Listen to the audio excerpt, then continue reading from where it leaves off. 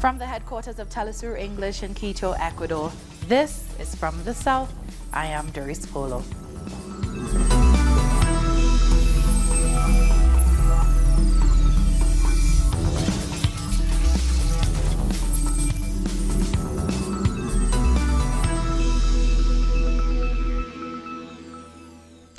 Venezuela's foreign minister says that the Bolivarian nation's case at the International Criminal Court demonstrates the country's adherence to international law.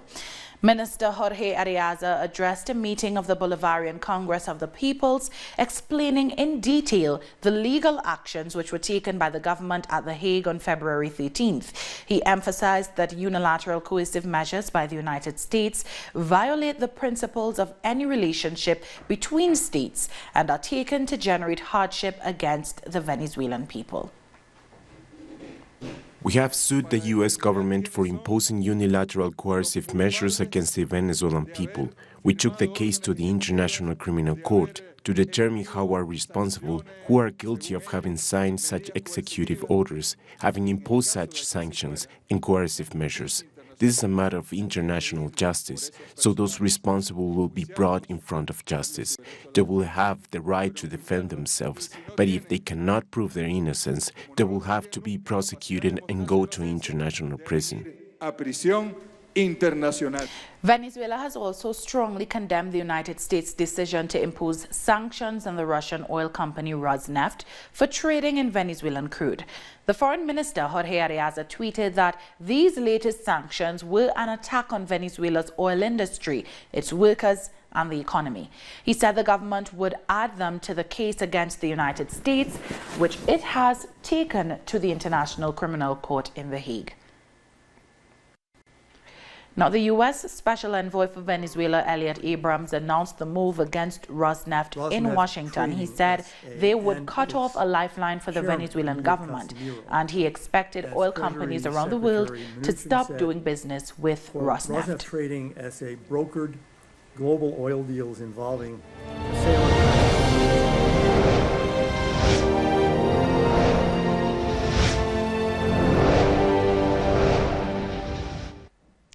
We continue with our series, Failure of an Invasion.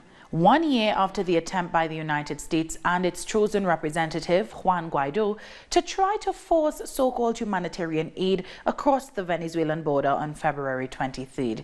Before they could do that, they had to create the figure of Guaido himself. Madeline Garcia has the story.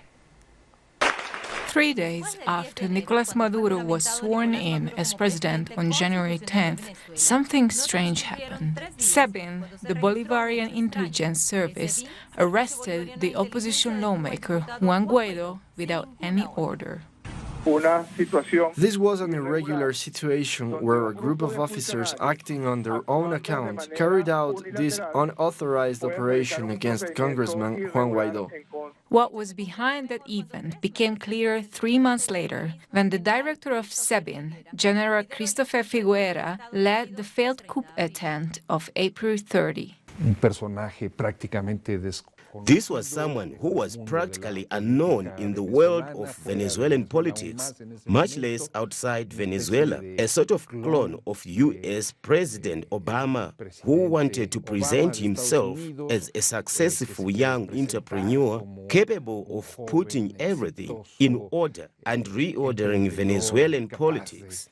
The unknown Juan Guaido appeared on the international media scene, part of a marketing operation that carefully constructed his image. The day before President Nicolas Maduro appeared before the National Constituent Assembly to be formally recognized as the president of Venezuela.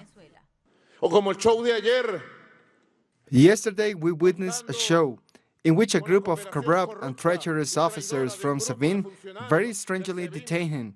As soon as I find out about it, I ordered them to be disciplined. This was the trigger for the strategy that had been developed to make visible the figurehead of the United States plan to put forward a shadow government.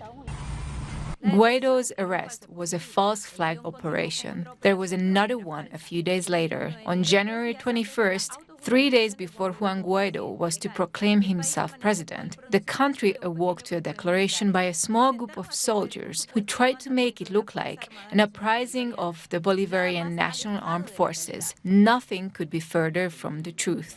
They already had their plan well worked out with what they call humanitarian aid.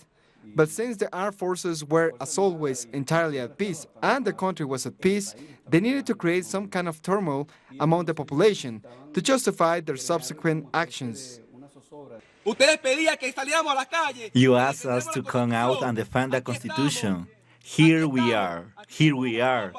Here we have the troops. Here we have the troops. The calls to the street fell on deaf ears, but it was the preamble needed by the opposition, following instructions from the United States to stir up the atmosphere and justify what would come next. The intention was always to create a fictitious reality in the media, a permanent feature of the siege against Venezuela. The opposition doesn't have a government plan to start with. That is why they are so desperate. One aspect I think is very important, the positioning of the figure of Guaido to dominate the media, and that cannot be done overnight. That requires specific contracts and deals with the domestic and, above all, international media. Guaido is a figure who was tailor-made by the United States. They tried everything in search of allies. They even tried Diosdado Cabello, the second most important leader of the revolution and vice president of the United Socialist Party of Venezuela. This image flew around the world. Juan Guaido heading for a meeting, which he later denied and continues to deny ever took place. This was on January 22nd, one day before Guaido swore himself in as the supposed president of Venezuela. Let's confirm if that meeting took place and what you talked about. I have a friend that says that even when you tell the truth, you lie. Do you think the Constitution says anywhere that the National Assembly can overthrow a president? Do you believe that? No, of course not, but... And do you think we are going to let you off so easily? No, of course not. You have the opportunity to decide and lead a process. Say what you have to say. We have the opportunity to lead this process. I am here so we can meet. Lies and the manipulation were at the center of the strategy, with the support of the United States and the promise that now they would put an end to the revolution and Nicolás Maduro. Only one thing was missing, an unconstitutional president to begin the invasion so often mentioned. So the next step would be for Juan Guaido to declare himself interim president of Venezuela. We will look at that in our next report. Moving on.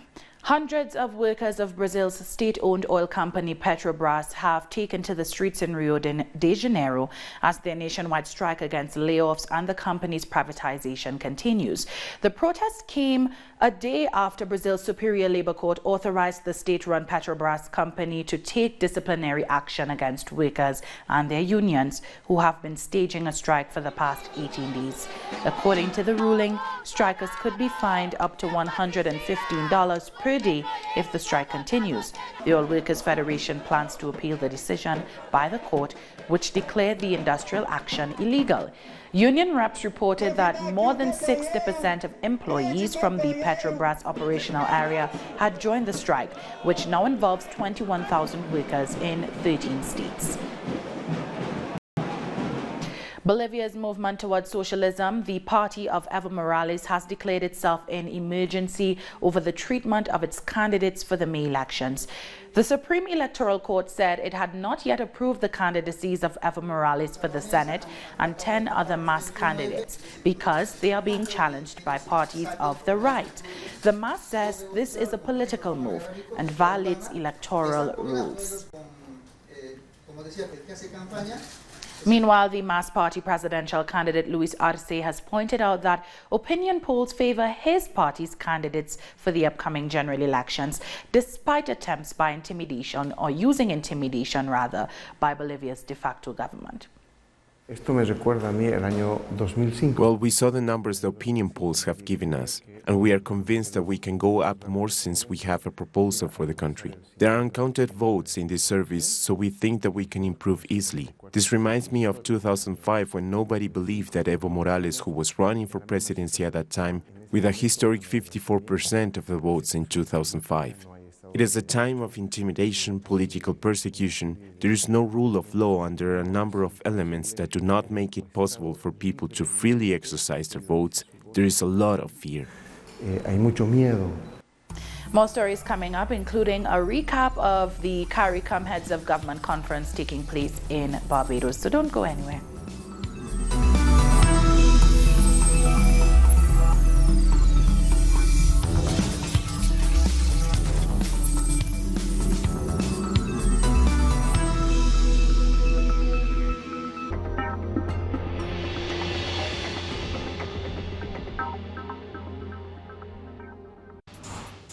Innovation, science, the technological breakthrough, and its influence in society.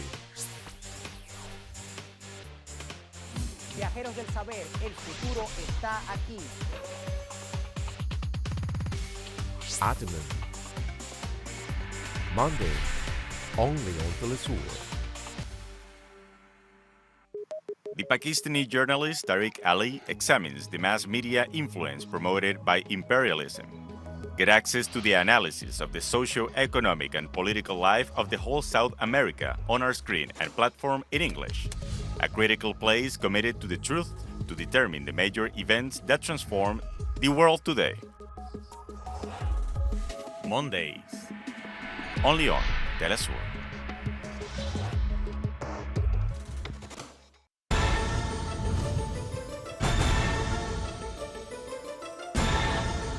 Who's moving the chessmen? What interests and motivate the actors behind each event? The board is deployed there. Critical move. Investigates every event from Monday to Friday. Only on Telesur.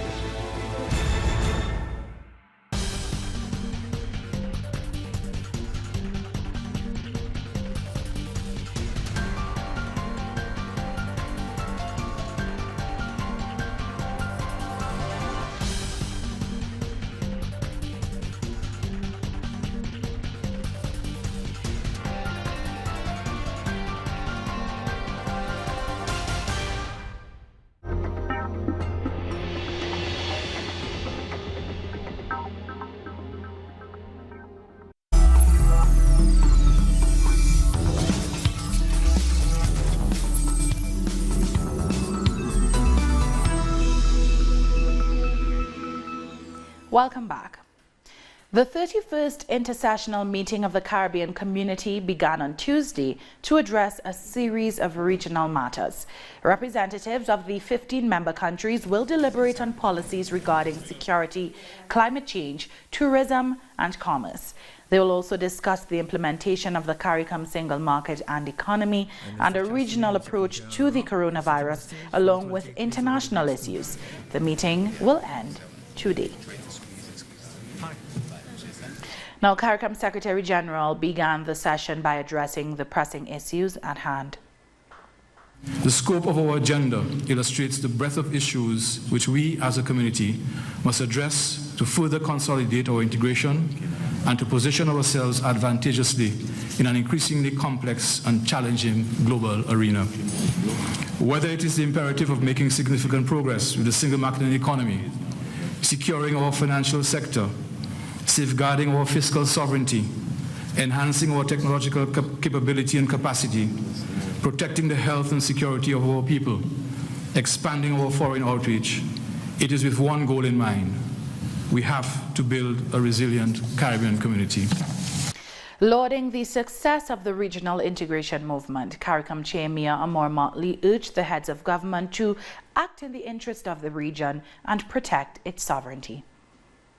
I hope and pray, particularly in the presence of these young people for whom we act today, but who will act for us tomorrow, that we take courage and recognize that it is in the interest of those who are not of this community to advance their own individual causes. The only people capable of defending our causes and our future and our development is us ourselves. We may not do it overnight. We may not do it in a year. We may not even do it in a decade. But if we recognize that this integration movement is one of the most successful integration movements that was established in the 20th century, we then better appreciate the responsibility that we have to care it, to nurture it, and not to allow for any kind of political or diplomatic embolism to threaten its existence. I trust and pray that we come to this moment, therefore, conscious that as family, nothing can separate us and no one shall get in between us. It is against this background that we therefore recognize that it is principles that shall guide us always. And if we are faithful to those principles, then we shall always find a way home. Principles may be inconvenient, but they guarantee our protection and our integrity. The Prime Minister of St. Lucia, Alan Chastanet, noted that the aforementioned challenges existed while he was at the helm, and this includes what he called an undemocratic EU blacklisting, de-risking, and the issues within both Haiti and Venezuela. PM Chastanet went on to slam external interference in Venezuela's internal affairs. The lack of resolution to the ongoing situation in Venezuela continues to concern us. So far, all efforts at mediation have failed. In fact, from all indications, conditions in Venezuela continue to deteriorate despite a recent lull, and this is likely to make finding a solution even harder. The involvement of outside forces in the controversy, however, could only escalate the crisis and make a resolution that more difficult, while at the same time testing and stressing our own attempt at a common position on that issue. Now, a day before the regional meeting, Canada's Foreign Minister François-Philippe Champagne met with Barbados Prime Minister Mia Mottley and CARICOM Secretary General Erwin Larocque. Champagne replaced Canada's Prime Minister Justin Trudeau, who cancelled his trip to Bridgetown amid nationwide blockades. The demonstrations are being held by Indigenous people and allies against a planned pipeline project in the west of the country. Hello, everyone. Meanwhile, Jamaica's Prime Minister Andrew Holness has explained why he skipped out on the CARICOM Heads of Government conference that is taking place in Barbados. In a statement, Holness said his absence was due to pressing national matters and to ensure the constitutional composition of the cabinet after a member resigned. A delegation led by the nation's foreign minister is, however, in attendance. Now, this comes amid concerns the PM was retaliating against CARICOM chair Mia Mottley, who boycotted a meeting with the U.S. Secretary of State Mike Pompeo that took place in Jamaica last month. Mottley viewed the meeting as an attempt to divide the region, as all leaders weren't invited. And ahead of the CARICOM conference, Trinidad and Tobago's Prime Minister signed a unitization agreement with his Barbadian counterpart. The deal will allow for the exploration of hydrocarbon resources between both countries. Dr. Keith Rowley lamented that his nation was prevented from executing a similar agreement with Venezuela due to illegal blockades. We have been working on a unitization with Venezuela for almost 20 years after we have discovered the Loran Manatee and other fields on our southern border. And we have been working on this for almost 20 years. And then recently, Venezuela got itself sanctioned by the United States, and that puts an end to that, because after 20 years, the Venezuelans cannot now move in the way that we were hoping from the first day we started out. So we have just got agreement with Venezuela, which is very significant for Trinidad and Tobago, saying, we agree that you can go ahead and exploit on your side, and we will do on our side. But that's a very unusual development, and it usually takes good cooperation between countries. Bahamas Prime Minister Dr. Hubert Minnis provided an update on his country's recovery following last year's devastating Hurricane Dorian. He was speaking to the Bahamian diaspora on the sidelines of the CARICOM conference in Barbados. But the country is growing, the country is developing, investment is flourishing. There'll be great, lots of job opportunities. Exuma is bursting at the seams in terms of employment, development, etc. And therefore, we're constructing a new airport in Exuma. Lutra is undergoing the same changes, and therefore we're constructing a new airport at Lutra, making the changes for not only guests but ourselves. We're taking one last break. When we come back, things are heating up between Russia and Turkey as the war against insurgents in Syria continues. Don't go anywhere.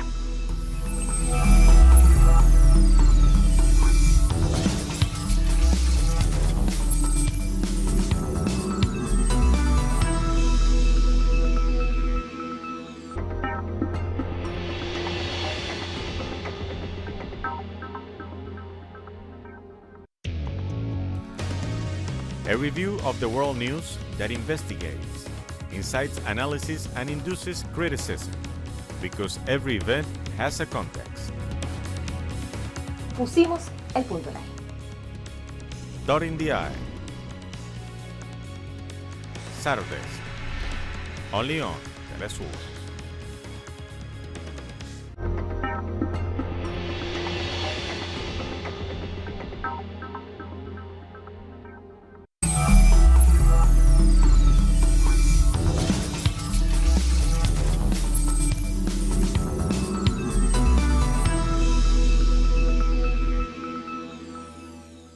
Welcome back. Russia has warned Turkey against attacking Syrian forces after President Recep Tayyip Erdogan threatened to launch an operation in Syria's Idlib province. Erdogan told the parliament an attack was imminent by the end of the month if Damascus fails to withdraw its troops behind Turkey's military positions. His comments came as Syrian troops pressed an offensive on the country's last major rebel enclave. However, the Kremlin said Moscow would object if Turkey acted against the legitimate authorities rather than terrorist groups. Moving to Asia, the number of new coronavirus cases have fallen for a second straight day as the death toll crossed 2,000 on Wednesday after 136 more died. In its daily update, the National Health Commission reported 1,749 new infections nationwide, the lowest this month, with the majority diagnosed in Hubei province. Outside the epicenter, there were only 56 new cases reported, falling for the 15th day in a row. The total number of confirmed cases in mainland China stand at 74,185. There are an additional 1,749 diagnosed virus cases, of which 236 are acute cases. There are 136 additional cases of death from the virus. 132 of those are in Hubei, and one each in Heilongjiang, Shandong, Guangdong, and Guizhou. There are an additional 1,185 suspected cases of the virus, and 1,824 cured cases discharged from hospital. Turning our attention to Africa, Uganda has released 13 detained Rwandan nationals as the two countries re-engage to mend broken relations.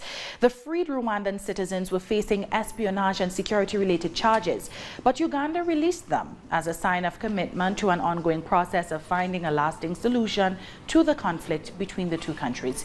Relations between Rwanda and Uganda deteriorated last year when the two sides accused each other's citizens of killings and espionage.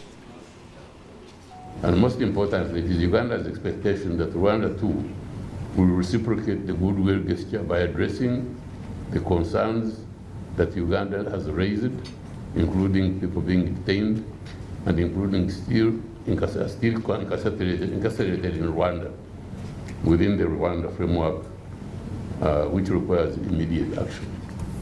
That brings us to the end of this news brief. You can find these and many other stories on our website at telesurenglish.net.